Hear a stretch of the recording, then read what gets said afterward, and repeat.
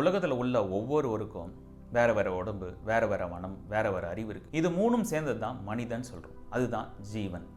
அப்போ ஆத்மானா என்ன? ஒரு குளத்தில் தண்ணி இருக்குது. நீங்கள் 100 பானை எடுத்தும் போய் தண்ணி மட்டும் தனித்தனியாக வைக்கிறீங்க.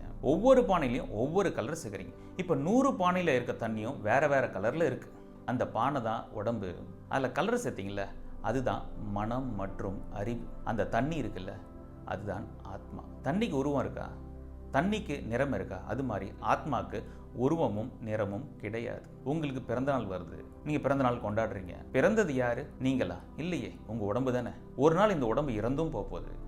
இறந்து போயிட்டால் வேற என்ன இருக்கப்ப? மனமும் அறிவும் இருக்குது. இந்த மனமும் அறிவும் என்ன பண்ணும்? நீங்கள் செய்த இந்த கர்மாவை தூக்கிட்டு ட்ராவல் பண்ணும். எப்படி ட்ராவல் பண்ணோம்? வேற ஒரு உடம்பு எடுத்துக்கும். அந்த வேற உடம்பு எடுத்து திருப்பி இறந்து போயிடும். வேற உடம்பு எடுக்கிறது, இறந்து போகிறது.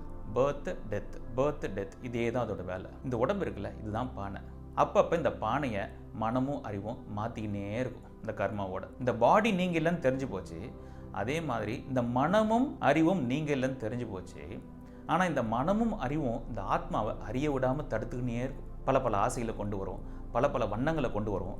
அதனால் இந்த ஆத்மாவை அறிய விடாமல் அது தடுத்துக்கினே இருக்கும். The cloud of ignorance concealing the real self. உங்கள் வாழ்க்கை என்ற பயணத்தில் தியானம் என்ற கருவியை பயன்படுத்தி இந்த அறியாமையிலேருந்து வெளியே வந்துட்டிங்கன்னா த ஜாப் இஸ் டன்.